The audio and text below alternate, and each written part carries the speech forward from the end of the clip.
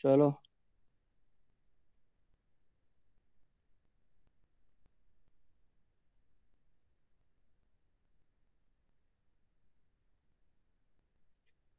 We are going to start with a new chapter today. 10 chapter, text book 2 part 2 में 10 chapter है vectors, vector algebra. ठीक है। तो vector word जो है वो कुछ नया तो है नहीं अपने लिए, फिजिक्स में आप लोगों ने किया हुआ है। लोअर सम में वेक्टर तो आया हुआ ही है थोड़ा बहुत। तो वेक्टर के ऊपर जो ऑपरेशंस करेंगे हम, मल्टीप्लिकेशन, डिवीजन, एडिशन, सब्ट्रैक्शन और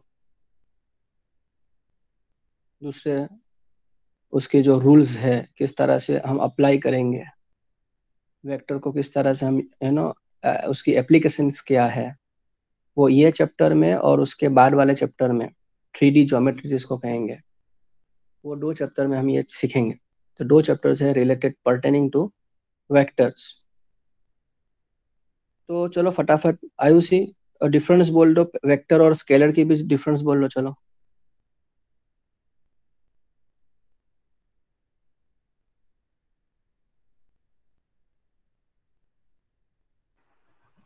हाँ सर। हेलो हम्म। સર વેક્ટરમાં પેલું ઉપરથી એરો આવે છે. हम्म। बस बीजू સર યાદ નહીં આવતું.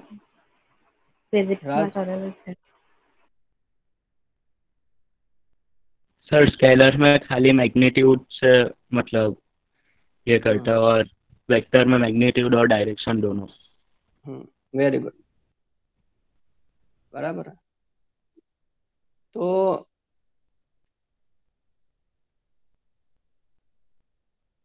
a quantity for its complete description needs only magnitude, उसको कहेंगे scalar. and a quantity which needs magnitude as well as direction for its complete description, उसको हम कहेंगे वेक्टर। तो जिसके अंदर मैग्नीट्यूड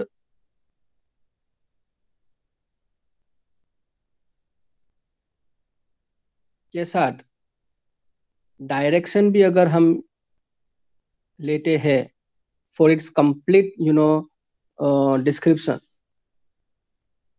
उसको जानने के लिए कि वो कहाँ पे है और उसकी वैल्यू क्या है, तो उसको हम क्या कहेंगे, वेक्टर कहेंगे। चलो ठीक है, ये हमें पता है, ये भी बहुत बेसिक चीज़ है, फिजिक्स में किया है। कोई भी वेक्टर जो है उसको हम फॉर एग्जांपल मानो कि कोई लेटे ए बी वेक्टर। तो ए बी वेक्टर का मतलब क्या हुआ कि ये जो ए बी वेक्टर अगर मैं लिख रहा हूँ तो उसका कोई इनिशियल पॉइंट होगा जहाँ से वो शुरुआत हो रही है उसकी, तो इनिशियल पॉइंट कहेंगे। और जिस डायरेक्शन में वो जा रहा है, जहाँ पे वो एंड हो रहा है, उसको हम एंड पॉइंट या तो टर्मिनल पॉइंट कहेंगे।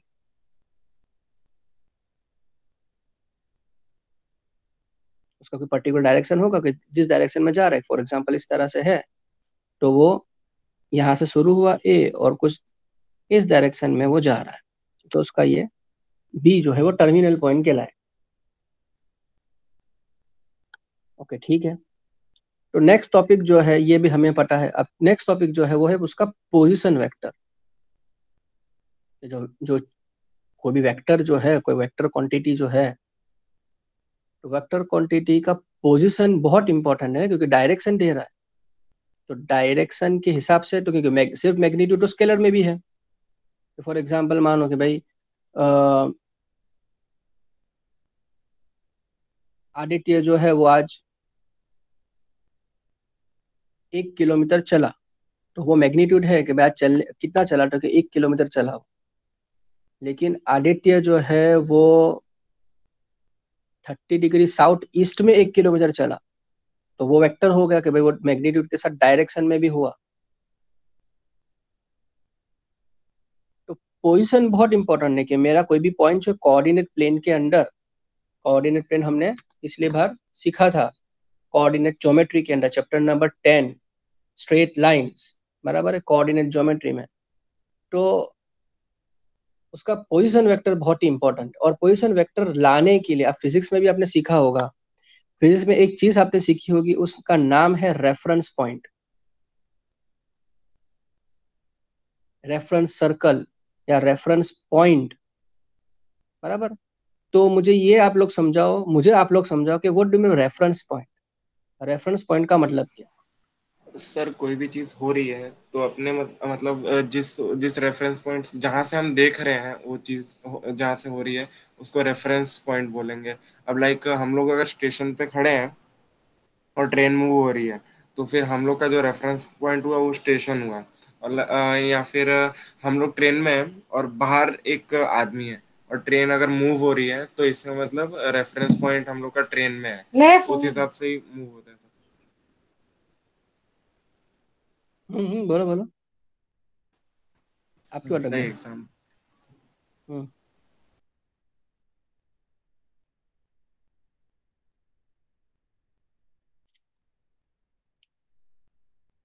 क्या हुआ, क्यों कहाँ गए? सर हो गया ऐसा कह रहा बस हो गया, ठीक हूँ। है, सर हो चलो गया ना हो गया, एग्जाम। ओके। तो रेफरेंस पॉइंट का मतलब क्या हुआ कि दो तीन आदित्य ने जो बोला वो गलत नहीं है, राइट ही है। वो एक फ्रेम ऑफ रेफरेंस भी उसने ट्रेन का एग्जांपल लेके समझा दिया। रेफरेंस पॉइंट का मतलब समझे अगर, कि कोई चीज जो है कुछ भी मतलब एक फिनोमिना हो रहा है, सपोज एग्जांपल फिजिक्स के संदर्भ में बात करें चलो, तो कोई फिनोमिना हो रहा है, तो फिनोमिना जो है वो किसके कंटेक्स्ट में, किसके कंपैरिजन में आपको करना होगा।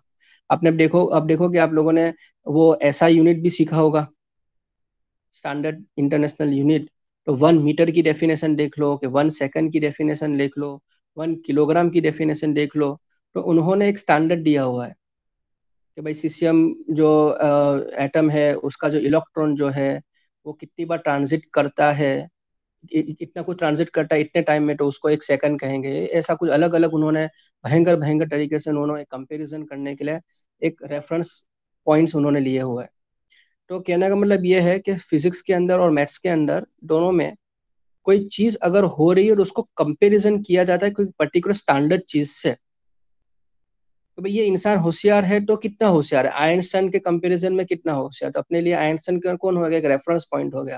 तो भाई आइंस्टाइन का आईक्यू लेवल इतना है, इस बंदे का आईक्यू लेवल इतना है, तो इतना होशियार, इतना उससे कम है।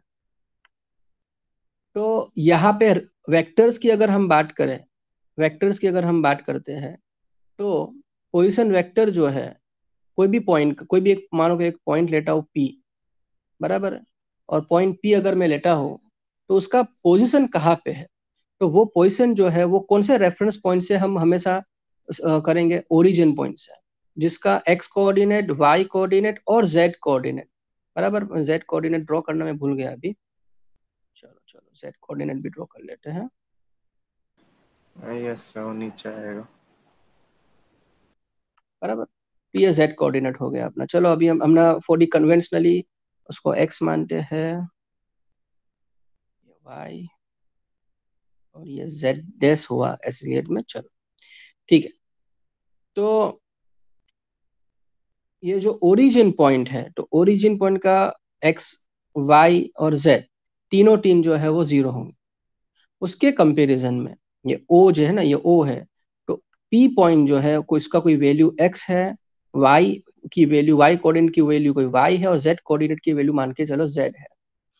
तो ओरिजिन के कंपैरिजन में ये पॉइंट कौन से पोजीशन में है वो हम फाइंड कर सकते हैं, यानी कि अपने लिए रेफरेंस पॉइंट वेक्टर में क्या होगा, ओरिजिन, है ना। तो फॉर इन वेक्टर्स हम कंपेयर किससे करेंगे, कोई भी पॉइंट का पोजीशन, तो इन वेक्टर्स 0,0 से ओरिजिन। रेफरेंस जो है वो कौन होगा, ओरिजिन। ओरिजिन से वो ये इतने इतने डिस्टेंस पे है, एक्स पे, वाई पे, जेड पे, बराबर। तो हमें क्या मिलेगा, ओपी वेक्टर मिलेगा। क्यों ओपी वेक्टर, क्यों, क्योंकि हम ओ से कंपेयर कर रहे हैं पी का पोजीशन, हम ओ से कंपेयर कर रहे हैं पी का पोजीशन, तो O will be our what, reference point. ठीक है, अब उसका हम मैग्नीट्यूड फाइंड करते हैं। तो मैग्नीट्यूड फाइंड करने के लिए हम क्या लिखेंगे, बार लिखेंगे, भैया मॉड्यूलस भी कह सकते हो। तो क्या होगा, उसकी फॉर्मूला क्या होगी कि x1 minus x two whole square plus y1 minus y two whole square plus z1 minus z2 whole square. लेकिन यहाँ पे o का तो x y और z 0 0 ही है, यानी x square plus y square plus z square, ये आपका क्या आ जाएगा, मैग्नीट्यूड आ जाएगा। तो ये क्या हो गया अपना मैग्नीट्यूड। डायरेक्शन चला गया, अब सिर्फ कितनी लंबाई है या कितनी लंबाई है वो आपको, उसकी मैग्नीट्यूड जो है, अभी लंबाई की बात कर रहे हैं, तो मैग्नीट्यूड आपको मिल जाएगी। कौन सा डायरेक्शन में है वो अभी नहीं मिल रहा है। अगर हम उसको स्क्वायर करवा के प्लस करवा के स्क्वायर रूट करवाए, तो स्क्वायर करवा के ऐड करवा के स्क्वायर रूट करवाए तो हमें क्या मिलेगा, उसकी मैग्नीट्यूड मिलेगी। ये आपने फिजिक्स में ये भी किया हुआ है। अब सपोज समझो, देखो मेरा आपको पता है मेरा ड्राइंग इतना अच्छा नहीं है, लेकिन जितना हो सके उतना आप लोगों को मैं समझाने की कोशिश कर रहा हूँ with the help of my fantastic fantabulous drawing.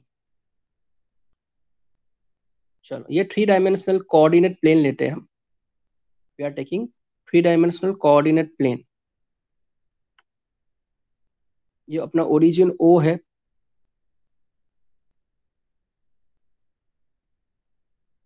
और उसके कंपैरिजन में कोई पॉइंट पी है जिसका कोऑर्डिनेट जो है वो x comma y comma z है।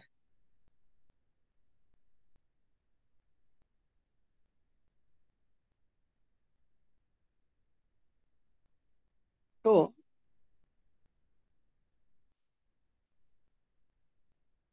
लेट अस से ये अपना y एक्सिस है, हम उसको थोड़ा रोटेट कर लेते हैं, तो ये z एक्सिस होगा, और ये रोटेट करने से ये x एक्सिस मिलेगा। और हम 3 पॉइंट लेते हैं, फॉर एग्जाम्पल मानो कि x एक्सिस पे कोई पॉइंट लेते a, y एक्सिस पे कोई पॉइंट लेते हैं b,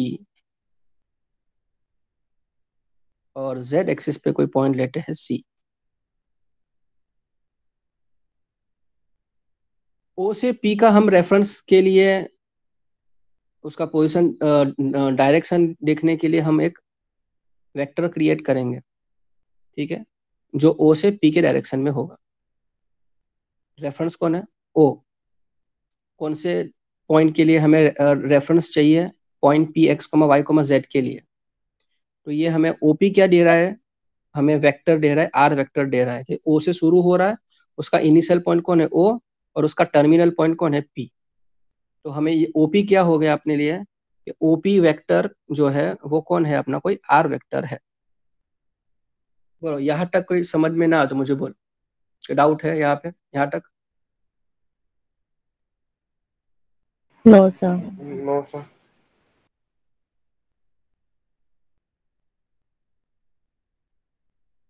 चन्नी वाला कोई बोलेगा। Yes sir. चलो, अब सपोज हम इस तरह से एक लाइन सी से पॉइंट पी के तरफ हम खींचते हैं कि पीसी एंड ओसी वो 90 डिग्री पे है, ठीक है, PC PC and OC 90 degree पे। चलो ठीक है, इस तरह से हम एक लाइन खींचते हैं ए से लेकर पी तक, जो ओ ए और ए पी एक दूसरे से 90 डिग्री पे है। और लाइकवाइज हम पॉइंट बी से पी तक एक लाइन खींचते हैं सच दैट कि पी बी और ओ बी एक दूसरे से 90 डिग्री पे। तो हमें 3 ट्राइंगल मिलेंगे। कौन कौन से 3 ट्राइंगल मिले, एक ट्राइंगल मिला, फर्स्ट ट्राइंगल हमें मिला कौन सा, ए ओ पी। देख लो कहाँ पे है ए ओ पी। चलो, फिर दूसरा ट्राइंगल हमें मिला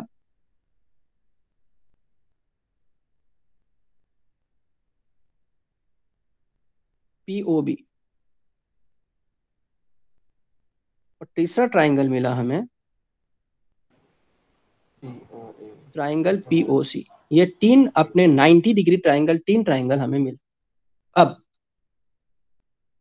सपोज ये जो आपका आर वेक्टर जो है, आपका जो ये आर वेक्टर जो है, ओपी वेक्टर, ओरिजिनल जो ओपी वेक्टर जो है,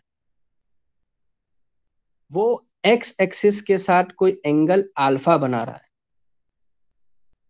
बराबर। एक्स एक्सिस के साथ कोई एंगल क्या बना रहा है? अल्फा।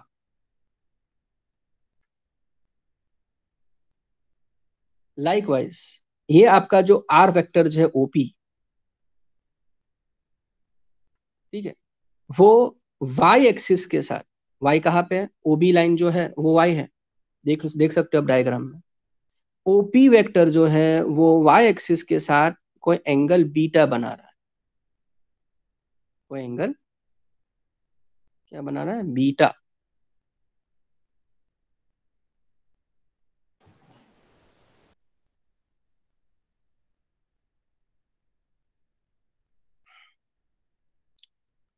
और ओपी वेक्टर जो है वो जेड एक्सिस के साथ कोई एंगल बना रहा है गेमा, अल्फा बीटा एंड गेमा। इस तरह से तीन एंगल बन रहे हैं, बराबर। चल अब बोलो यहां तक कोई डाउट हो तो मुझे बोलो। चलो नो आगे बढ़ने डाउट। से पहले, नो सर। आगे नो बढ़ने से सर। पहले मैं ये पूछना चाहूँ, नो डाउट पक्का? चलो आगे बढ़ो।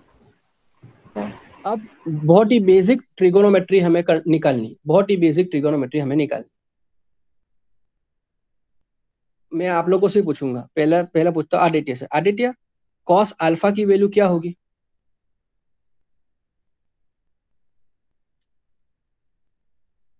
कॉस सर अल्फा के कॉस लिए कौन सा अल्फा ट्राइंगल मतलब पकड़ोगे आप?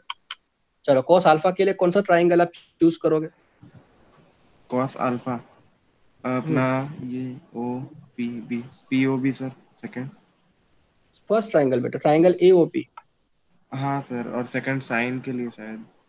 नहीं नहीं नहीं नहीं, अभी मैं जो पूछ रहा हूँ वही, सिर्फ वही आप ओके जवाब दो, वरना सर, आप ए ज्यादा कंफ्यूज हो जाओ। AOP। AOP बराबर, क्यों AOP? चलो मैं उसको डार्क करूँ। कहाँ है ए? ये OP सर और ये P, बराबर। बहुत ये बिगड़ गया ये, लेकिन अब समझने के लिए मैं क्या करूँ मैं। चलो ठीक है, तो अरे चलो ओके। तो आप AOP के अंदर देखोगे कि आर वेक्टर जो है, OP वेक्टर या आर वेक्टर जो बोलो, वो एंगल अल्फा बना रहा है with respect to x axis. मैंने ग्रीन से अल्फा लिखा है, ग्रीन से मैंने एंगल दिखाया है और अल्फा दिखा है ग्रीन से। देख लो अल्फा कहाँ पे, ग्रीन कलर का, ग्रीन कलर देख लो आप लोग। तो इन ट्राइंगल AOP के अंदर अब मैं वापस आदित्य आपसे पूछता हूँ कि एंगल AOP के अंदर हमें कॉस अल्फा लाना है, तो क्या कौन से ऊपर, कौन सी साइड के ऊपर कौन सा साइड रहेगा? सर AOP पे कॉस अल्फा लाना है। ट्राइंगल AOP में कॉस अल्फा लाना है, ट्राइंगल AOP में कॉस अल्फा लाना है। क्वेश्चन नहीं समझा सर, क्वेश्चन नहीं समझ आ रहा है। और सिंपल सा क्वेश्चन है, ट्राइंगल AOP के अंदर कॉस अल्फा की वैल्यू क्या आएगी?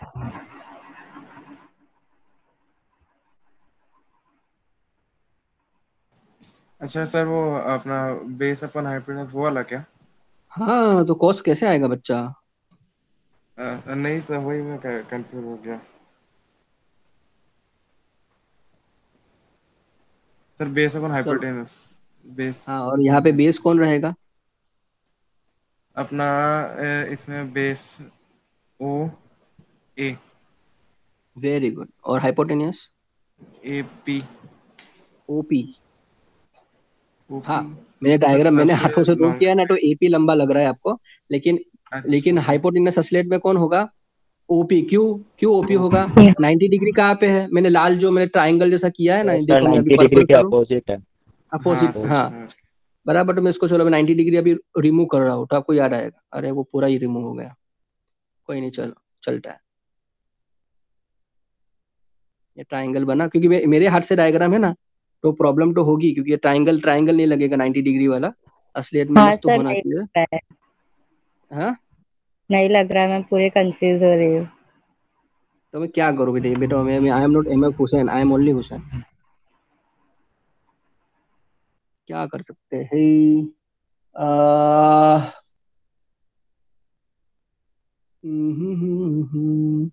अच्छा, किसी के पास पीडीएफ फाइल है? चैप्टर की? हाँ, है सर। है ना। चलो, तो एक काम करो, मैं रिप्रेजेंट करना बंद कर रहा हूँ। I am stopping representing. कोई भी एक बच्चा जो है वो चैप्टर की पीडीएफ फाइल निकालो, चलो। सर हम लोग प्रेजेंट करें या फिर हम लोग अपने में निकाल के बैठे सर? आप प्रेजेंट करो, तो मैं आपको देख देख के समझा सकूंगा ना, और आप लोग बाकी हाँ के दो बच्चे भी देख हाँ। लेंगे। हाँ सर, तो मैं ठीक है। एक बार लेक्चर लीव करके वापस आ रहा हूँ सर अभी। हाँ ठीक है, चलो।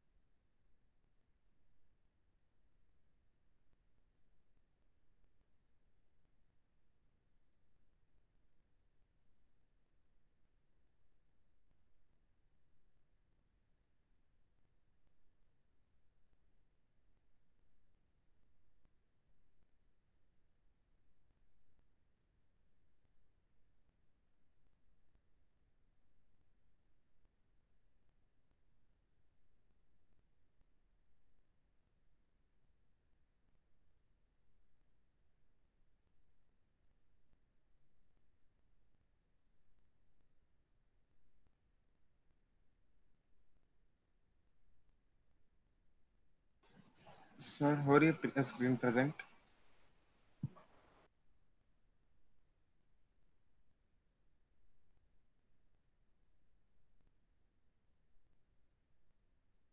हाँ, दिख रहा है मुझे।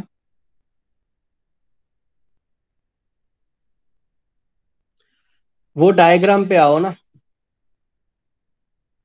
नीचे स्क्रॉल डाउन करो ना। बस बस बस बस बस, वेरी गुड, वेरी परफेक्टो।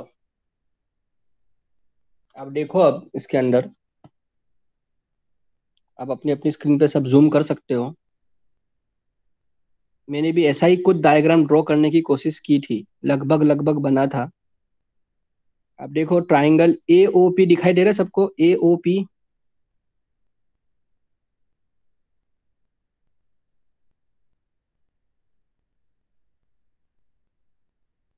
बराबर। ए ओ पी,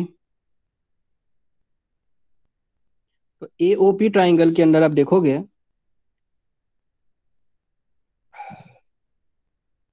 कि एंगल अल्फा, मैंने यहाँ पे उन्होंने ना एंगल अल्फा लिखा नहीं है, एंगल बीटा लिखा नहीं है, एंगल गेमा नहीं लिखा। लेकिन जो ट्राइंगल ए ओ पी के अंदर जो उन्होंने एंगल दिखाया है, वो क्या कहलाएगा? एंगल अल्फा दिखाएगा, एंगल अल्फा है। और 90 डिग्री के सामने जो है वो कौन सी साइड है? ओपी। 90 डिग्री के सामने कौन सी साइड है? ओपी है, तो वो तो क्या होगा? हाइपोटेनस हो गया। अब एंगल अल्फा जो है, बराबर, एंगल अल्फा जो है, उसकी बाजू की साइड कौन कहलाएगी? ओ A.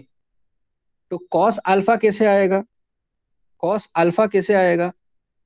Cos alpha equals to adjacent upon hypotenuse, adjacent upon hypotenuse. ठीक है, तो एडजेसन अपॉन हाइपोटेनस करो ट्राइंगल ए ओ पी के अंदर, बराबर। तो क्या होगा? O A cos alpha is equal to O A upon O P. Cos alpha is equal to O A upon O P. O A की value क्या है एक्स और ओपी की वैल्यू क्या है आर, तो cos alpha is equal to क्या हो जाएगा x upon R. O A की वैल्यू क्या है एक्स और ओपी की वैल्यू क्या है आर वेक्टर, यानी कि एक्स अपॉन आर ये आपका क्या हो जाएगा कॉस अल्फा हो जाएगा। देखो उन्होंने नीचे आप लोग टेक्स्ट बुक के अंदर देख भी सकते हो, नीचे उन्होंने लिखा है एक्स अपॉन आर, तो कैसे एक्स अपॉन आर कैसे आया वो मैं आपको समझा रहा हूँ। ट्राइंगल एओपी के अंदर उन्होंने कॉस अल्फा लिया तो एक्स अपॉन आर, इसी तरह से आप ट्राइंगल ओपीबी ले लो, ओपीबी के अंदर एंगल क्या बन रहा है बीटा बन रहा है, ऐसा मान के चले बराबर। 90 डिग्री कहाँ पे है, 90 डिग्री कहाँ पे बन रहा है पी, हाँ बस वहां पे है। ये जो आप हाथ दिखा रहे हैं ना बी आदित्य, पे। Very good. हाँ तो वो वहां पे बी बन रहा है, तो बी के 90 डिग्री के सामने ओपी है, ओपी कौन है हाइपोटेनियस। अब अल्फा बीटा कहाँ पे है, बीटा पे हाथ ले जाओ बेटा, बीटा हाँ ये बीटा, तो cos beta is equal to adjacent upon hypotenuse, तो एडजेसन कौन होगा ओबी जो y है, ओबी की वैल्यू क्या है y अपॉन हाइपोटेनस, हाइपोटेनस कौन है r, यानी कॉस बीटा क्या हो जाएगा y अपॉन r। बोलो इतना समझ में आया, दो ट्राइंगल समझ में आ गया हाँ सर। बराबर। अब ट्राइंगल में जाओ आदित्य ओ पी सी में, तो कॉस गेमा, गेमा कहाँ पे है वो आपका पंजा लेके जाओ, हाँ वेरी गुड। तो और 90 डिग्री जो है वो यहाँ पे उसके ओपी वापस कौन, यानी हर किस्से में ओपी कौन होगा हाइपोटेनस होगा, ट्राइंगल एओपी हो ट्राइंगल पीओबी हो या ट्राइंगल पीओसी हो, ओपी जो है वो हाइपोटेनस होगा। तो कॉस बीटा कैसा आएगा एडजेसन अपॉन हाइपोटेनस, तो एडजेसन कॉस बीटा के लिए एडजेसन क्या होगा ओसी, ओसी की वैल्यू क्या है जेड, जेड अपॉन हाइपोटेनस कौन है आर, यानी cos gamma will be z upon r. बोलो क्लियर हो गया, ये वापस समझाओ एक बार।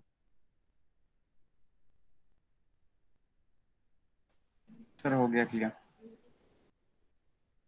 बाकी के दो महारथी क्लियर। हाँ सर क्लियर। चलो, तो आप रिप्रेजेंटेशन अभी बंद करो, मैं वापस में आता हूँ। अभी आपका लैपटॉप अभी रखना ही, शायद भी दूसरी बार शायद काम करे तो। अच्छा हाँ चलो अब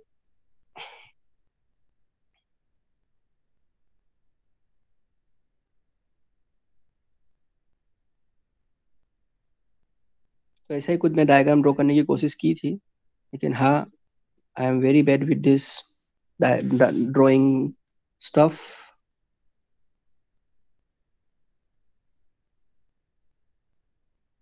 वाई बाय आ रहा है वैसे और उसका जेड बाय आ रहा है।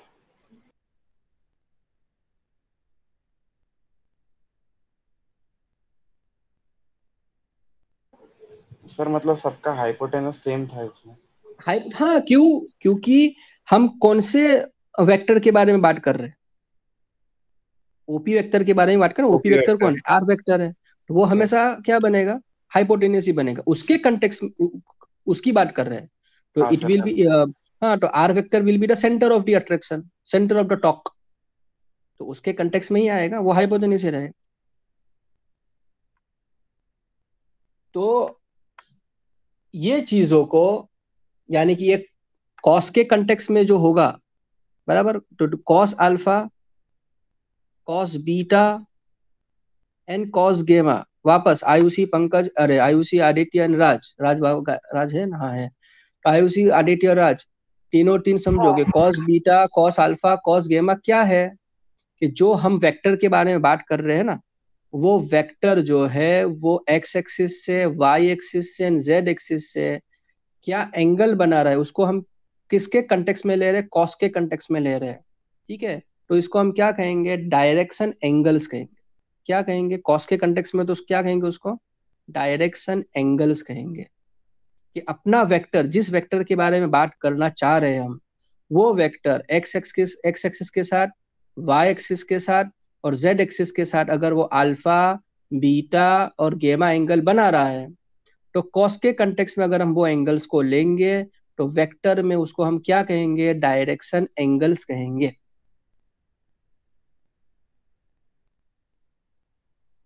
अरे डायरेक्शन सॉरी डायरेक्शन उसको क्या कहेंगे डायरेक्शन कोसाइंस के, कॉस के कंटेक्स में ना, तो उसको क्या कहेंगे हम direction cosines, my cosines.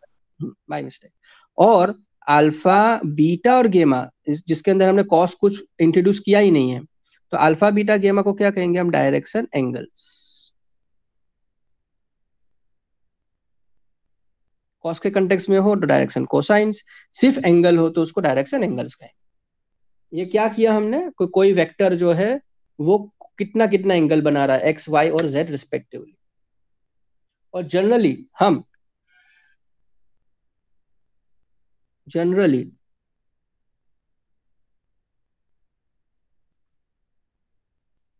Cos alpha जो है उसको हम एल से सिंबलाइज करेंगे, कॉस बीटा को हम स्मॉल एम से सिंबलाइज करेंगे, और कॉस गेमा को हम स्मॉल एन से सिंबलाइज करेंगे। याद रखना है। तो l m n n r also direction cosines only. क्यों? क्योंकि कॉस अल्फा यानी कुछ नहीं, एल कॉस बीटा कुछ नहीं लेकिन एम, और कॉस गेमा कुछ नहीं लेकिन एन, तो वो डायरेक्शन कोसाइंस ही है। दूसरी एक चीज बहुत इंपॉर्टेंट याद रखनी है नोट में, कि l square plus m square plus n square वो हमेशा क्या आएगा, 1 आएगा। ये याद रखना। सम सॉल्व करने के लिए, एमसीक्यू सॉल्व करने के लिए बहुत काम में आने वाला है। L square plus m square plus n square equals to 1। यानी कि दूसरी भाषा में बात करें तो एल क्या है, कॉस अल्फा यानी कॉस स्क्वायर अल्फा, एम क्या है, कॉस बीटा यानी कि कॉस स्क्वायर बीटा, एन क्या है, कॉस गेमा यानी कॉस स्क्वायर गेमा। तीनों को प्लस कराओ तो आंसर क्या आएगा, 1 आएगा। चलो, ये थियरी तक कोई समझ में ना आया तो मुझे बोलो, वापस आइए समझाने के लिए सर, तैयार। आगे सर। अब टाइप्स ऑफ वेक्टर, नया टॉपिक जो है थियरी में वो है टाइप्स ऑफ वेक्टर्स।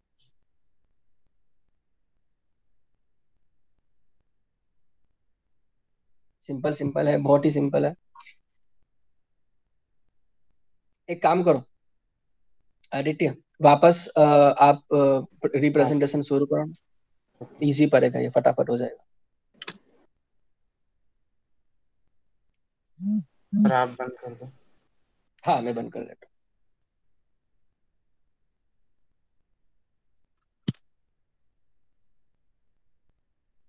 हूँ।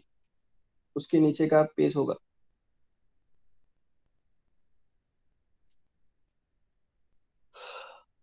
Very good. Types of vectors में आप देखोगे जीरो वेक्टर। तो जीरो वेक्टर सिंपल है यार, कि उसकी जो मैग्नीट्यूड जो है वो जीरो होगी। यानी कि इसका मतलब ये हुआ, दूसरी भाषा में जो डेफिनेशन यहाँ पे दी हुई है, कि इनिशियल पॉइंट जहाँ से शुरुआत हो रही है वेक्टर की, और उसका टर्मिनल पॉइंट जहाँ पे वो अंत हो रहा है उसका, वो दोनों एक ही है। वो लोग को इंसाइड हो रहा है, यानी डिस्टेंस कुछ है ही नहीं, मैग्नीट्यूड कुछ है ही नहीं, तो उसको जीरो वेक्टर कहेंगे। सिंपल है।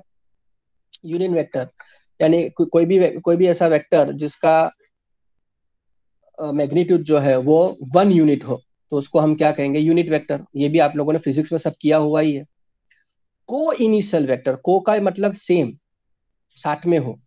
यानी कि ऐसे दो अलग अलग वेक्टर्स या दो से ज्यादा वेक्टर्स भी हो सकते हैं जिनका इनिशियल पॉइंट जो है वो सेम हो, जिनका इनिशियल पॉइंट जो है वो सेम हो, उसको क्या कहेंगे हम, को इनिशियल पॉइंट कहेंगे। क्लियर? बहुत सिंपल है। दो या दो से ज्यादा वेक्टर्स जिनका शुरुआत वाला पॉइंट जो है वो सेम है, उसको को इनिशियल पॉइंट कहेंगे, को इनिशियल वेक्टर्स कहेंगे। मसलन फॉर एग्जांपल मानो कि आप मीन्स आदित्य, आयुषी एंड क्या बोले, राज, वो तीनों टीम जो है वो स्कूल से छूटकर अलग अलग डायरेक्शन में जा रहे हैं। तो तीन अलग अलग वेक्टर्स हुए, लेकिन तीनों टीम कहाँ से शुरुआत हुई उनका अलग अलग डायरेक्शन में फैलने का, एक ही पॉइंट से। कौन सा पॉइंट? स्कूल। स्कूल से अलग अलग डायरेक्शन वो लोग बढ़ गए कि भाई एक अपने घर पे जा, अपने अपने घर पे जा रहा, तीनों का घर का डायरेक्शन अलग अलग है। तो तीन अलग अलग वेक्टर्स हुए। हाँ, तीन अलग अलग वेक्टर्स तो हुए, लेकिन तीनों का इनिशियल पॉइंट एक ही था, स्कूल। तो उनको कहेंगे को इनिशियल वेक्टर कहेंगे। को लीनियर वेक्टर तो सिंपल है कि दो या दो से ज्यादा वेक्टर जो है वो लोग को लीनियर हो। या तो को लीनियर कब कहलाएंगे वो लोग, मतलब में कि वो लोग एक दूसरे से पैरेलल हो टू द सेम लाइन, को एक रेफरेंस लाइन मान के चले, को एक रेफरेंस लाइन मान के चले कि किस इसके कंटेक्स में सभी बाकी के वेक्टर जो है वो क्या है, एक दूसरे से पैरेलल है, तो वो लोग को लीनियर कहेंगे। इक्वल वेक्टर क्या कहेंगे, कि जब उनका मैग्नीट्यूड जो है वो इक्वल हो, regardless position of the initial points. Initial point कुछ भी हो, लेकिन उनका मैग्नीट्यूड निकालते हैं ना, मॉड्यूलस करके, अंडर रूट करके, स्क्वायर करके, प्लस कराते हैं, उसको मैग्नीट्यूड बोलेंगे। ये चीज आपने 11th साइंस फिजिक्स में किया हुआ है, अभी हमने जस्ट किया, बराबर, under root of x square plus under root of x square plus y square plus z square वाला, वो क्या कहलाएगा, मैग्नीट्यूड फाइंड करना।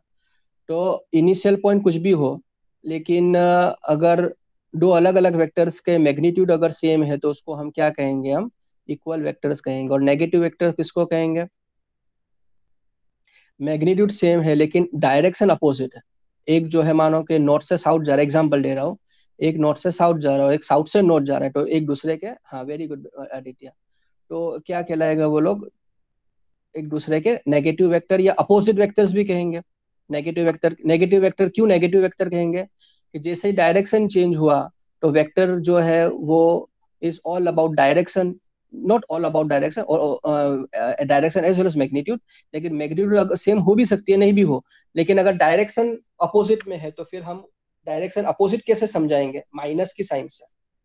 डायरेक्शन अपोजिट में है तो उसको कैसे समझाएंगे, हम माइनस के साइन में समझाएंगे, माइनस साइन लिखकर हम समझाएंगे कि वो अपोजिट साइन। तो जब भी वेक्टर में याद रखना है तीनों तीन को, कि जब भी वेक्टर में अगर माइनस आ रहा है कि भाई A vector is equal to minus B vector, तो समझ जाओ कि भले इक्वल है, मैग्नीट्यूड इक्वल हो सकता है, लेकिन डायरेक्शन जो है वो अपोजिट रहेगा रहेगा एक दूसरे से। दूसरा जो है वो है ये है कि फ्री वेक्टर्स के बारे में एक रिमार्क उन्होंने लिखा हुआ है। पहली चीज मैं आपको ये समझा लूँ कि आपके कोर्स के अंदर 11 12 के कोर्स में हम जनरली, और ये चैप्टर्स की बात करें दोनों अभी जो हम करने वाले हैं ये और इसके बाद का, वो we are confined our topic to the free vectors only. Free vectors की डेफिनेशन क्या है, the vectors defined above are such that any of them may be subject to its parallel displacement without changing its magnitude and direction, बराबर। such vectors are called free vectors, और throughout the chapter we will be dealing with the free vectors only। ये पूरे chapter के अंदर हम free में बोल ही चुका हूं मैं, पूरे चैप्टर के हम फ्री वेक्टर्स के बारे में ही बात करने वाले हैं। तो फ्री वेक्टर्स का मतलब क्या हुआ, क्या कह रहे, फ्री वेक्टर्स का मतलब क्या हुआ,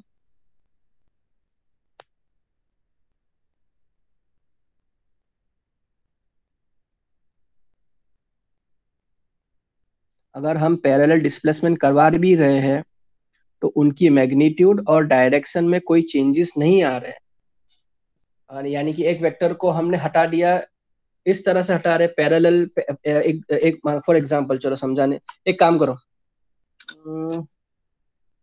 और तरीके से समझाने की कोशिश करते,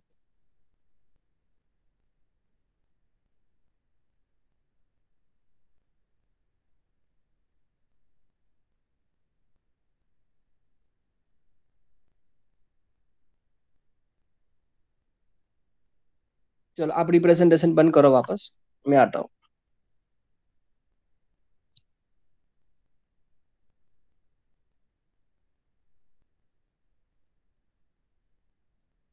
कि मसलन फॉर एग्जांपल मानो कि अपने कोऑर्डिनेट प्लेन के अंदर कोई रेफरेंस है, कोई रेफरेंस वेक्टर है आर वेक्टर, ठीक है, और कोई दूसरा कोई भी रैंडमली कोई वेक्टर में पकड़ता हो, कोई भी रैंडमली वेक्टर पकड़ता हो, फॉर एग्जांपल मानो कि ये ए बी वेक्टर है, सॉरी, अब ये ए बी वेक्टर का मैं डिस्प्लेसमेंट कर रहा हूँ, तो ये कुछ पर्टिकुलर, ये ए बी वेक्टर जो है वो रेफरेंस वेक्टर से कुछ पर्टिकुलर एंगल बनाता होगा। अब उसको मैं पैरेलल डिस्प्लेसमेंट, उसको मैं यहाँ पे लेके आता हूँ, उसको मैं डिस्प्लेस करवा रहा हूँ, तो उसके मैग्नीट्यूड और डायरेक्शन में कोई चेंजेस नहीं आएगा। इसका मतलब क्या हुआ, इसका मतलब ये हुआ कि ओपी वेक्टर जो है वो स्टार्टिंग में जो एंगल बना रहा होगा वो अब डिस्प्लेसमेंट होने के बाद भी वो रेफरेंस वेक्टर से उसका एंगल वो ही रहेगा, वो एंगल में कोई फर्क नहीं होगा, यानी कि मैग्नीट्यूड तो सेम ही है और उसका डायरेक्शन भी वही रहेगा, सिर्फ पैरेलल डिस्प्लेसमेंट हो गया। तो इस टाइप के जो वेक्टर्स के बारे में हम चर्चा करेंगे उसको हम फ्री वेक्टर्स कहेंगे। सपोजिटली मानो कि उसको हम पीछे खींच के ले जा सकते हैं, तो कोई एंगल थीटा बन रहा है विद रेफरेंस, बराबर, उसको भी हम पीछे खींचते हैं, चलो, और इसको भी हम पीछे खींचते हैं, चलो, तो ये भी यहाँ पे कोई एंगल क्या बनाएगा, थीटा ही बनाता होगा। हालांकि उसकी ओरिजिनल पोजीशन से हम उसको हटा के नीचे लेके आ गए, फिर भी उसका मैग्नीट्यूड डायरेक्शन में कोई फर्क नहीं होगा। ये मैंने कर क्या किया, एक सेकंड।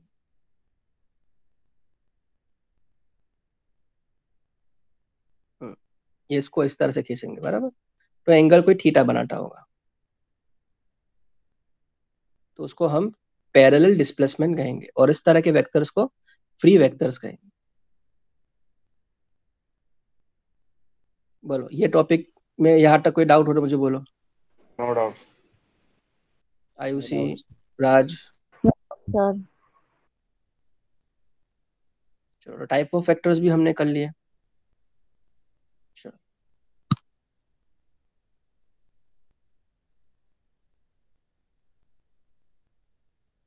तो एक्सरसाइज 10.1 पे आओ, अपनी अपनी पीडीएफ फाइल खोल के देखना, और बहुत ही basics,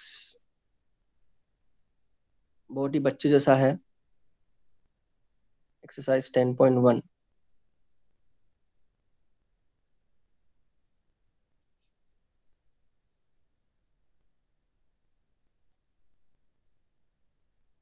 graphical represent graphically displacement of 40 kilometre 30 degree of east of north. 40 kilometre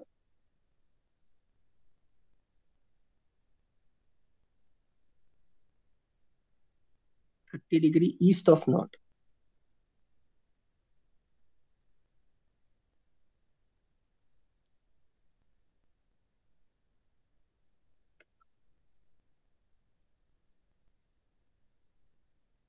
तो कन्वेंशनली हम क्या मानते हैं, या राइट साइड पे हम ईस्ट मानेंगे, लेफ्ट साइड पे वेस्ट, वाई एक्सिस ऊपर के साइड पे नॉर्थ, और वाई एक्सिस नीचे की साइड पे साउथ। ये कन्वेंशनली हम इस तरह से मानते हैं। आपको लेटरल इन्वर्जन तो ऑब्वियसली नहीं दिख रहा होगा ना, जो मैं दिखाने की कोशिश कर रहा हूँ वही है।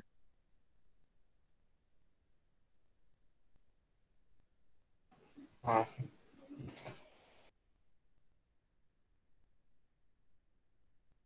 अब 30 डिग्री नॉर्थ पे जाना है, लेकिन 30 डिग्री ईस्ट ऑफ नॉर्थ। बोलो तो क्या करेंगे।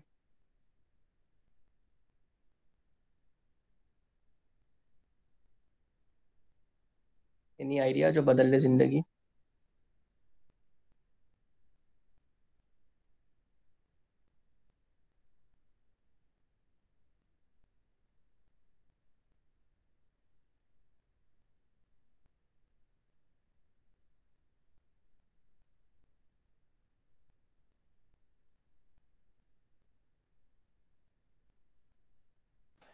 पर इसमें कैसे रिप्रेजेंट करेंगे, 30 डिग्री का एंगल बनाएंगे क्या उस तरफ?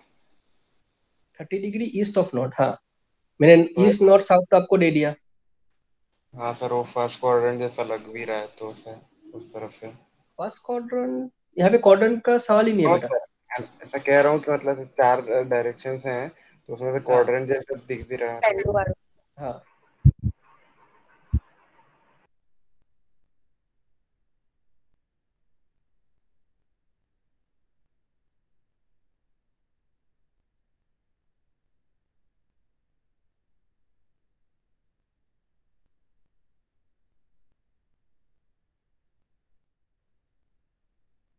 चलो ठीक है, ये आपका नॉर्थ है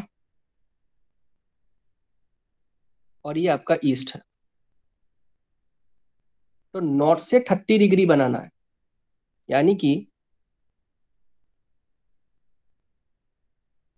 ये अपना वेक्टर चला जो नॉर्थ से 30 डिग्री बना रहा है। और वेक्टर की लेंथ 40 किलोमीटर वो हाँ स्ट्रेट।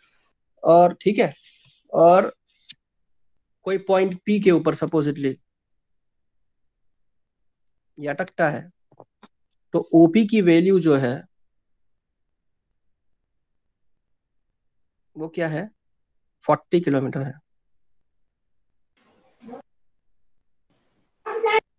सिंपल, बहुत ही सिंपल है। मुझे लगा कि आप लोग ये उसको, तो आता था सर, लेकिन हाँ मैं तुम्हें सोचा इसलिए तो मैंने इतना मौका दिया। नहीं सर, मैं सोचा इतना सिंपल कैसे हो सकता है कि ऐसे सिर्फ मैंने सिर्फ बोला कि ये पूरी एक्सरसाइज बहुत ही बच्चों जैसी ही है। चलो कोई बात नहीं, ठाई ठाई જીવન છે. તો આ તમે જોશો ને હવે એની બાકીના ક્વેશ્ચंस ના અંદર તો તમે જોશો તો બધું એવું જ છે. હવે दूसरा जो उसका क्वेश्चन है वो क्या है कि क्लासिफाई करना है कि स्केलर और वेक्टर. अब देखो 12 साल के बच्चों को वो लोग ये पूछ रहे हैं कि कौन सी चीजें हैं स्केलर है, कौन सी चीजें वेक्टर है. पीडीएफ फाइल खोल के देखो तो पता ही चल हाँ, जाएगा. तुम लोग को अभी भी चलो, लग रहा है कि हम बोलेंगे 10 किलो वेक्टर है. 10 किलो स्केलर, ठीक है. 2 metre north west, vector 40 degree. तो मैग्नीट्यूड हो गया, कौन से डायरेक्शन में वो पता नहीं है. वापस स्केलर हो जाएगा 40 वॉट. अच्छा वॉट, आयुषी को बताओ. आयुषी, 40 वॉट स्केलर है क्या वेक्टर है? क्या सर? 40 40 वॉट जो है वो स्केलर है क्या वेक्टर? स्केलर। अच्छा क्यों?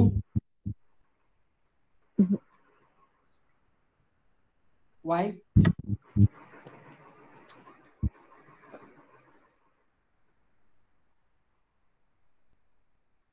राज, वो वेक्टर है कि स्केलर है 40 वॉट?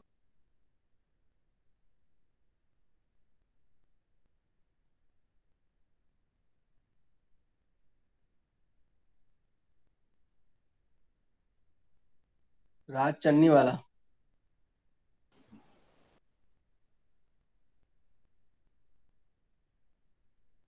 ये बंदा कहाँ घूमता रहता है समझ में नहीं आ रहा, मुझे जवाब क्यों नहीं दे रहा है ये. राज। सर 1 मिनट नेट इश्यू થયો ઓન.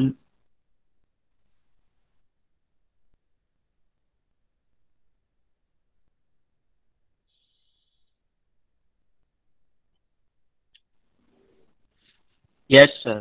સર बोल. સ્કેલર. अच्छा શું કામ, રીઝન મને રીઝન જોઈએ. वाई? सर सिर्फ मैग्नीट्यूड ही है मतलब. लेकिन क्यों, क्यों मैग्नीट्यूड? सर क्यू मैग्नीट्यूड खाली वैल्यू 40 वॉट ही दिया है, डायरेक्शन कुछ ऐसे दिया नहीं है तो. अच्छा आदित्य, वॉट जो है वो किसकी यूनिट होती है? सर इलेक्ट्रिसिटी में किसी की यूनिट होती है ना, वो तो उसमें अपने डायरेक्शन यूनिट ऑफ कैसे. Power, electric power. पावर. तो पावर उसमें अपने तो direction. Power is equal to what? Electric work done work upon time. Divided by time taken. बराबर है ना. हाँ सर. अब वर्क डन को खुद कौन स्केलर क्वांटिटी है, डिवाइडेड बाय टाइम कौन स्केलर क्वांटिटी. तो व्हाट क्या आएगा, स्केलर क्वांटिटी आएगा. ठीक है चलो, मुझे फिजिक्स पढ़ाना नहीं है बहरहाल, लेकिन ये है तो ऐसा क्यों है, ये सिर्फ डिस्कस करें. चलो अब आगे बढ़. कहाँ गए. हाँ, 10⁻⁻19 कूलम क्या है, स्केलर वेक्टर. सर स्केलर है, इसका भी वॉट जैसा ही है ठीक है, सब. और मिलर. वो सिक्स वाला जो है वो एक्सेलरेशन है, और एक्सेलरेशन हमेशा वेक्टर ही होता है. तो 20 मीटर पर सेकंड स्क्वायर जो है एक्सेलरेशन है, एक्सेलरेशन हमेशा वेक्टर आएगा. तो वेक्टर हो गया. चलो क्वेश्चन नंबर 3 भंकस जैसा ऐसा ही है कि क्लासीफाई करो स्केलर वेक्टर में. क्वेश्चन नंबर 3 आपको मैं होमवर्क दे रहा हूँ. क्वेश्चन नंबर 4 पे आते हैं. चलो क्वेश्चन नंबर 4 में आप लोग मुझे को इनिशियल पॉइंट में समझा चुका हो. को इनिशियल पॉइंट किसको कहेंगे, जिनका इनिशियल पॉइंट एक ही हो, दो अलग अलग वेक्टर्स का. बराबर है. चलो तो क्वेश्चन पूछते हैं कि भाई क्वेश्चन क्या है उनका.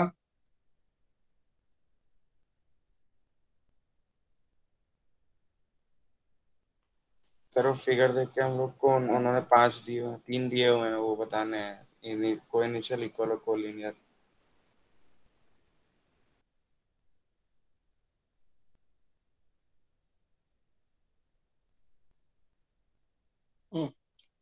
तो डायग्राम अपनी अपने अपने पीडीएफ में देखो. वो लोग कह रहे हैं कि 10.6 फिगर में स्क्वायर है, तो आपको आइडेंटिफाई करना है कि को इनिशियल पॉइंट कौन सा है. चलो तो हम शुरू करते हैं राज से. राज, को इनिशियल पॉइंट कौन सा है? Sir A and D. A and D को इनिशियल वेक्टर्स है. चलो सही है, वेरी गुड. फिर कौन ऊपर ऊपर है? ओम प्रकाश राय. आदित्य बोलो, इक्वल वेक्टर कौन से है? सर अब बी बी और डी हो सकते हैं दोनों नीचे की डी और तरफ बी, होता है. क्योंकि दोनों का डायरेक्शन भी सेम और मैग्नीट्यूड हाँ सेम ही नीचे. होंगे. मैग्नीट्यूड क्यों सेम होंगे? क्योंकि स्क्वायर है तो साइड सेम ही होती है, ठीक है ना। और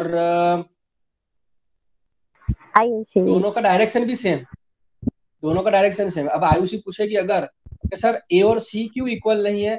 ए और सी के मैग्नीट्यूड सेम है लेकिन डायरेक्शन आप देखोगे अलग अलग, सी जो है और ए जो है अपोजिट डायरेक्शन में, इसलिए इक्वल नहीं होंगे।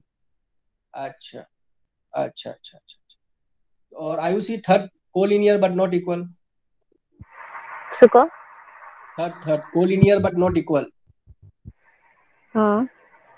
कौन से आएंगे? क्या हो, कौन से आएंगे ऐसा पूछ रहा हूँ।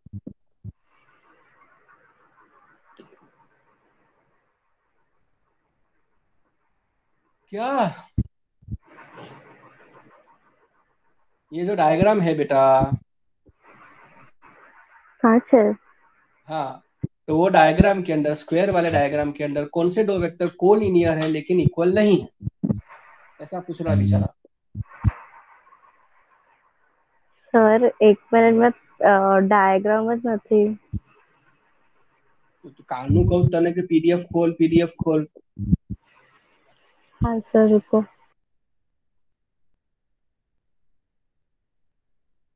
તો અત્યાર સુધી તું આ બે જે ક્વેશ્ચન આપણે પટાવ્યા તેના અંદર તને શું સમજ પડી હશે? મને કઈ સમજ નહીં પડતી મને. આવું કેમ એકદમ રામ ભરોસે હોટલ ચલાવો તમે લોકો?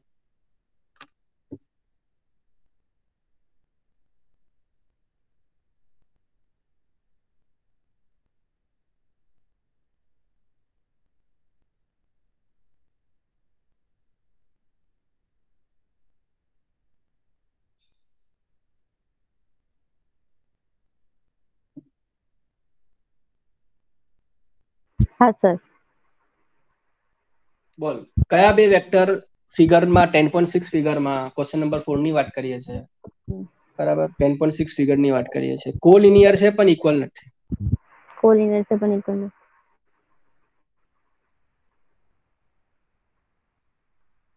એ વેક્ટર અને સી વેક્ટર. કારણ કે પેરેલલ છે એટલે કોલિનિયર થયા પણ ઇક્વલ નથી. કેમ ઇક્વલ નથી? કારણ કે બંનેનું ડાયરેક્શન અપોઝિટમાં છે. Question number 5 true or false છે. હોમવર્ક આપું છું, નવા થિયરી પર આપણે આગળ વધીએ છીએ. આજે નવી થિયરી જે છે તે છે એડિશન ઓફ વેક્ટર્સ. નવી થિયરી છે, ધ્યાન આપજો. બેઝિક્સ છે, આ બી ફિઝિક્સમાં તમે કરી ચૂક્યા છો બેઝિક. ચલો, તો નવા થિયરીનું નામ છે એડિશન ઓફ વેક્ટર્સ. હા સર, આ તો સેકન્ડ ચેપ્ટર જ હતો. હા, તો આખો ચેપ્ટર એ જ છે બેટા. હવે મેથ્સના કન્ટેક્સમાં છે. સપોઝિટલી એક વેક્ટર છે જેનો ઇનિશિયલ પોઈન્ટ એ છે ને બી ડાયરેક્શનમાં એ આગળ વધી રહ્યો છે, यानी ए कौन કહેવાશે ઇનિશિયલ પોઈન્ટ ને બી કોણ કહેવાશે એનો ટર્મિનલ પોઈન્ટ. ફિઝિક્સના હિસાબથી કહેવાય તો એ જે છે તે તમારે એનું ટેલ કહેવાય, બી એનું હેડ કહેવાય, એમ પણ આપણે કહેતા. અને એના હેડથી બીજો એક વેક્ટર જે છે, બીજો એક વેક્ટર જે છે તે સપોઝિટલી એનું ઇનિશિયલ પોઈન્ટ જે છે તે બી છે એમ કહેવાય, અને હવે એનું ટેલ જે એનું હેડ જે છે તે સી છે. यानी इनिशियल पॉइंट बी છે, टर्मिनल पॉइंट જે છે સી છે. તો તમને અગર આમ ફાઇન્ડ કરવું હોય કે એ બી વેક્ટર, આ વેક્ટરની સાઇન છે માથા પર, પ્લસ બીસી વેક્ટરની વેલ્યુ શું થશે આ તમને ફાઇન્ડ કરવું છે. તો કયો લો લાગે? કોને યાદ છે? Triangle law of addition. Triangle law of vector addition, બરાબર નામ આપીએ ને, triangle law of vector addition. શું કહેવા માંગે છે કે અગર તમને ફાઇન્ડ કરવું છે કે આ એ બી વેક્ટર પ્લસ બીસી વેક્ટરની વેલ્યુ કેટલી એ તમને ફાઇન્ડ કરવું છે, તો શું કરવાનું કે ભાઈ બટાકારા પહેલો જે વેક્ટર છે એનો તમારે ટેલ અને લાસ્ટ વેક્ટરનો હેડ એ બંનેને જોડી દો, તો એ એટલું એની લેન્થ એની તમારે આવશે, એની વેલ્યુ એટલી આવશે. A B vector plus BC vector એટલું આવશે. यानी कि A B vector plus BC vector ની વેલ્યુ શું આવશે? which will be equal to AC vector. તો આ કયો જ્યોમેટ્રિકલ ફિગર ક્રિએટ થાય છે આવી રીતના? ટ્રાયેંગલ. એટલે આને triangle law of vector addition કહેવાશે. આ તમે ફિઝિક્સમાં કરી ચૂક્યા છો, કઈ નવું નથી, બરાબર છે? બટાકાના ફર્સ્ટ વેક્ટરનું ટેલ અને લાસ્ટ વેક્ટરનું હેડને જોઈન કરી દો, એ તમારે AB પ્લસ BC વેક્ટરનું સમેશન તમને મળશે. પછી એ નેગેટિવ બી હોઈ શકે, પોઝિટિવ બી હોઈ શકે, ઝીરો બી હોઈ શકે, ડિપેન્ડ કરે છે condition to condition. A vector છે. હમણાં અત્યારે મેગ્નિટ્યુડની વાત નથી કરી રહ્યા, બરાબર? It is all about vectors. Direction બી અંદર છે, એટલે નેગેટિવ પોઝિટિવ ઝીરો ટન્નેની પોસિબિલિટી ખરી. હવે સપોઝિટલી કે બે કોઈ ઇનિશિયલ પોઈન્ટ્સની વેક્ટર્સની વાત કરીએ, નવો થિયરી લઈએ કે ઇફ ધેર આર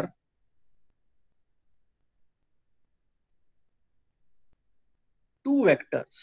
હવે મને આયુસી કહેશે સર તો તમે નવી કઈ વાત કરી, આ addition, law of addition, triangle of vector addition બે વેક્ટર હતા ને, AB વેક્ટર ને BC વેક્ટર. હા બરાબર છે, પણ આ law of triangle, law of vector addition માં હમણાં જે આપણે થિયરી કરી રહ્યા છે એના અંદર ફરક શું છે? બંનેમાં બે બે વેક્ટર છે, ફરક શું છે? ફરક એમ છે કે આના અંદર ટ્રાયંગલના અંદર બે વેક્ટર કોઈ ઇનિશિયલ વેક્ટર્સ નથી, કોઈ એક સરખા ઇનિશિયલ પોઈન્ટ નથી, બે અલગ અલગ ઇનિશિયલ પોઈન્ટ છે. આના અંદર શું થશે કે if there are two vectors which are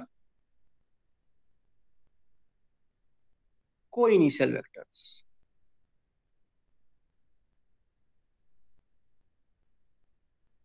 તો આપણે સમજીએ કે ફોર એક્ઝામ્પલ માનો કે એક એ વેક્ટર છે, બરાબર, એનો ઇનિશિયલ પોઈન્ટ O છે અને એ ડાયરેક્શનમાં જઈ રહ્યું છે, અને O થી જ બીજો આપણે શું કરીએ છીએ, વેક્ટર ડ્રો કરીએ છીએ જે કોઈ બી ડાયરેક્શનમાં જઈ રહ્યું છે. ઓ એ વેક્ટરની આપણે એ વેક્ટરથી સમજીએ અને ઓ બી વેક્ટરને આપણે સ્મોલ બી વેક્ટરથી સમજીએ. તો હવે અગર માનો કે આદિત્યને એ વેક્ટર પ્લસ બી વેક્ટરની વેલ્યુ ફાઇન્ડ કરવી છે કે કેટલી આવશે, કન્ડિશન શું છે આદિત્ય, રાજ, આયુષી, કે કો ઇનિશિયલ વેક્ટરની વાત કરે છે.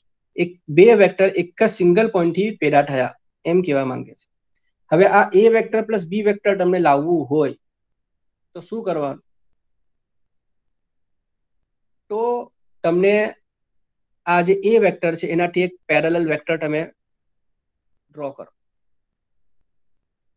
એ પોતે બી કોણ હોય, એ વેક્ટર જેટલું જ એની ડાયરેક્શન અને મેગ્નિટ્યુડ હોય, અને બીજો એક વેક્ટર ડ્રો કરો જે બી વેક્ટરથી પેરેલલ હોય અને ઇક્વલ હોય. આ કોણ થયો? બી વેક્ટર. હા બેટા, બી વેક્ટર થઈ. હવે તમને એ વેક્ટર પ્લસ બી વેક્ટર તમને ફાઇન્ડ કરવું છે તો શું કરવાનું કે આ જે પેરેલેલોગ્રામનો જે ડાયગોનલ બનશે, આ પેરેલેલોગ્રામનો જે શું બનશે, ડાયગોનલ બનશે. આ ડાયગોનલની જે તમારી વેલ્યુ હશે તે કોણ હશે? A vector plus B vector. So a vector plus b vector will gives us what? It gives direction and magnitude of the diagonal of the parallelogram. પેરેલોગ્રામ ને શોર્ટ ફોર્મમાં લખવું હોય તો આ એની સિમ્બોલ છે, એમ ઉપર લખી દેવાનું, આ પેરેલેલોગ્રામ. તો આ લો ને શું કહેવામાં આવશે? આ લો ને કહેવામાં આવશે parallelogram law of vector addition, અને parallelogram law of vector addition કહેવામાં આવશે.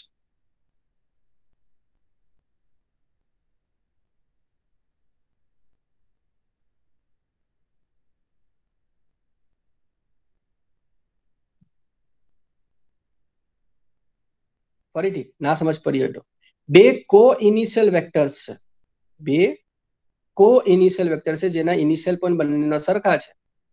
એકનું આપણે નામ આપીએ એ વેક્ટર, બીજો નામ બી વેક્ટર. તમને એ વેક્ટર પ્લસ બી વેક્ટર ફાઇન્ડ કરવું છે તો શું કરવાનું કે એ વેક્ટર થી પેરેલલ ને ઇક્વલ તમે બનાવો વેક્ટર, એ બી વેક્ટર થી બીજો પેરેલલ ને ઇક્વલ બનાવો, તો પેરેલેલોગ્રામ ક્રિએટ થયો. તો ડાયગોનલ જે હશે, ડાયગોનલની જે લેન્થ અને મેગ્નિટ્યુડ અને ડાયરેક્શન જે હશે તે કોનાથી ઇક્વલ હશે? આ બે કો ઇનિશિયલ વેક્ટરના સમેશનથી. ડાયગોનલ કોનાથી ઇક્વલ હશે? આ બે કોઈ ઇનિશિયલ વેક્ટરના સમેશનથી ડાયરેક્શન અને મેગ્નિટ્યુડ ઇક્વલ હશે.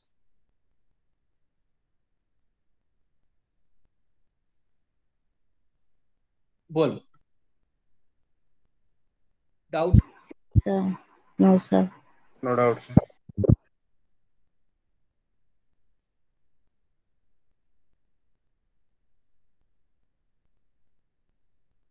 થોડું શું બી ડાઉટ હોય તો પૂછી લો, હજી બી કહું છું શરમાયા વગર. મેં હું કશું નહીં બોલો. No doubt. Sir no doubt. Thank you. હવે પ્રોપર્ટીઝ પર જઈએ.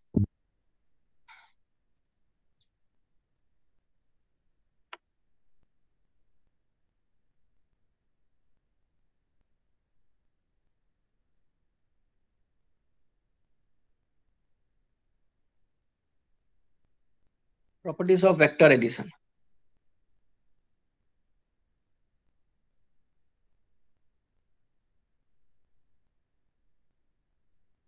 Property 1.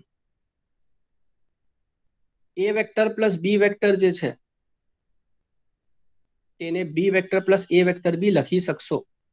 યાની કે a plus B equal to B plus A, આ કઈ પ્રોપર્ટી કહેવામાં આવે? Commutative. a plus B is equal to B plus A, it is commutative for addition. Commutative for કયા operation માટે કોમ્યુટેટિવ છે? એડિશન માટે. Commutative for addition. પછી a vector plus B vector plus c vector equals to a vector plus B vector plus c vector. આમાં ટન અલગ અલગ વેક્ટર્સની વાત કરે છે. બોલવામાં આવે તો સરખું જ બોલાય કે a plus b plus c is equal to a plus b plus c. અગર તમે બ્રેકેટ નહીં બોલતા તો a plus b plus c is equal to a plus b plus c. a plus b plus c is equal to a plus b plus c. ખાલી ફરક શું છે કે પહેલા આપણે બી ને સી ને બ્રેકેટમાં લીધું, તો પછી બીજી વખત a ને બી ને બ્રેકેટમાં લો, તો આ કહેવામાં આવશે એસોસિએટિવ. ટર્મ છે ને એટલે એસોસિએટિવ. ખબર જ છે આ તો, નવું તો કઈ છે નથી.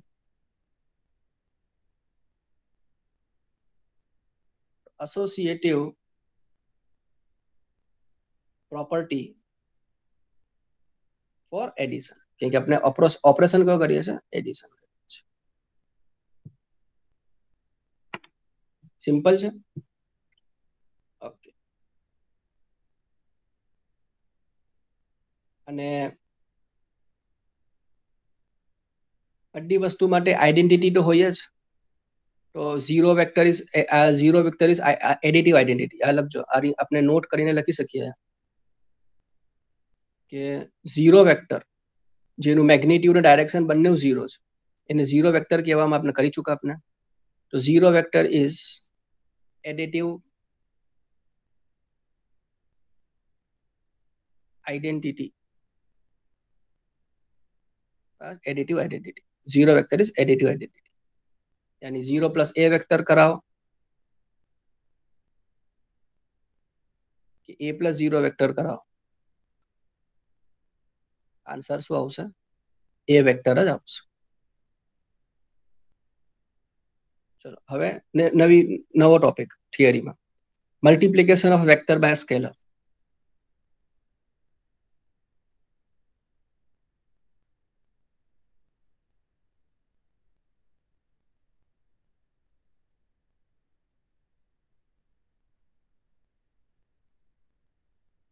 સિમ્પલ છે. સપોઝિટલી માનો કે લેટ કે કોણ છે?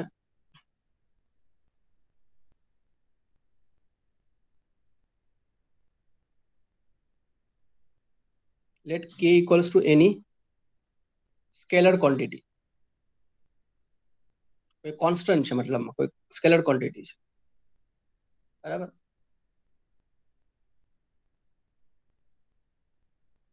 તો તમે modulus of k into A vector કરાવો કે modulus of k into modulus of A vector કરાવો, કઈ ફરક પડતો નહીં, બંને ઇક્વલ છે. શું કામ? કારણ કે સમજો વસ્તુને, મોડ્યુલસ નો મતલબ શું કે તમે મેગ્નિટ્યુડ નિકાલો છો. હજુ સમજો, તમે એક એક્ઝામ્પલ, આને એક્ઝામ્પલથી સમજ પડશે. વસ્તુ બહુ ઈઝી છે પણ સમજવાની કોશિશ કરી કે એ વેક્ટર જે છે તેને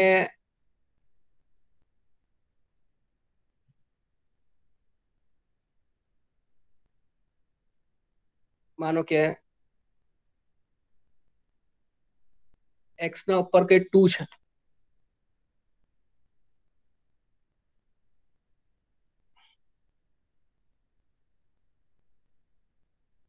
હા બરોબર.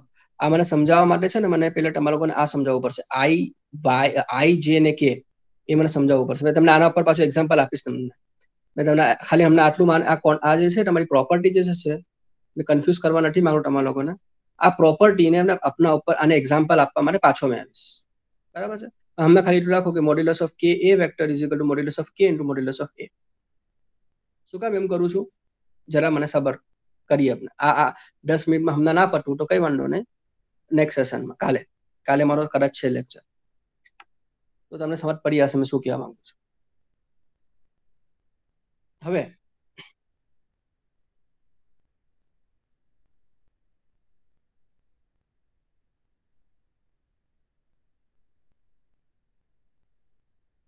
તમે ફિઝિક્સમાં આપણ કરી ચૂક્યા છે યુનિટ વેક્ટર.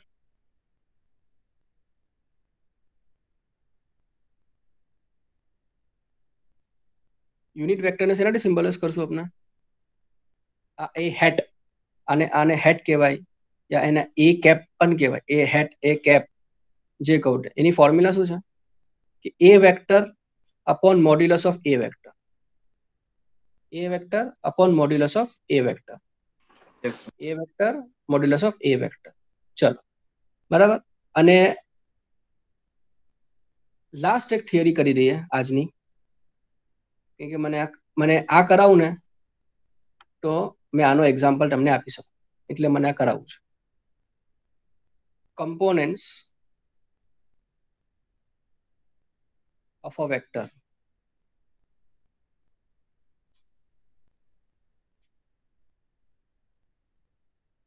કોઈને યાદ છે 11th સ્ટાન્ડર્ડનું physics, components of a vector?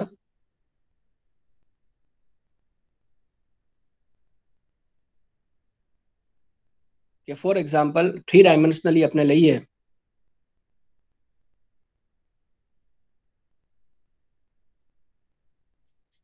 હા બરાબર. સર. હા બોલો. હા સર, યાદ છે. બોલ. હવે બધી અહીંયાથી એમ લાઈન ખેંચશો ને તમે ઉપરથી વેક્ટર એટલા નહીં. નહીં લાઈન તો નહીં ખેંચું તો નહીં આ અહીંયા નહીં. હા હા નહીં સર. માનો કે આ ઝેડ એક્સિસ છે, આ વાય એક્સિસ છે અને આ એક્સ એક્સિસ છે સપોઝ. તો ટન કમ્પોનન્ટ્સ આવે. 3 ડાયમેન્શન છે ને તો 3 કમ્પોનન્ટ્સ આવશે. એક આવશે એક્સ કમ્પોનન્ટ, જેને આપણે સિમ્બોલાઇઝ કરશું છે નથી આઈ કેપ થી. બીજું આવશે વાય કમ્પોનન્ટ, જેને સિમ્બોલાઇઝ કરશું આપણે શેનાથી? જે કેપ થી. યાદ છે બધાને? અને બીજું આવશે ઝેડ કમ્પોનન્ટ, જેને સિમ્બોલાઇઝ કરશું આપણે કે કેપ થી. એક્સ કમ્પોનન્ટ છે યાની કે એના કોઓર્ડિનેટ શું હોય? એક્સ પર જ હોય, બાકી વાય ને જે શું હોય, જે વાય અને ઝેડ શું હોય? 0. આ વાય કમ્પોનન્ટ છે એનો મતલબ શું થયો કે એક્સ અને ઝેડ 0 હશે, વાય ની વેલ્યુ કઈક હશે 1 યુનિટ જ હોય, બીજું કઈ ના હોય, 1 ના અલાવા કઈ યુનિટ જ હશે, તો જ એને કમ્પોનન્ટમાં લેશું. અને માનો કે ઝેડ કમ્પોનન્ટ છે તો એક્સ અને વાય 0 અને ઝેડ જે છે તે 1 યુનિટ હશે. આને કહેવામાં આવશે કમ્પોનન્ટ. એના બારમાં કાલે પાછી ચર્ચા કરશું. કાલે જ મારો લેક્ચર છે, એના બારમાં કાલે ચર્ચા કરીએ આપણે. मोदी सरकार नहीं है कल मोदी सरकार नहीं है, नया टाइम टेबल आया है. नया टाइम टेबल आ गया, ठीक है ना? Yes sir. Bye sir. Bye bye sir. Bye बेटा. Bye sir. हाँ.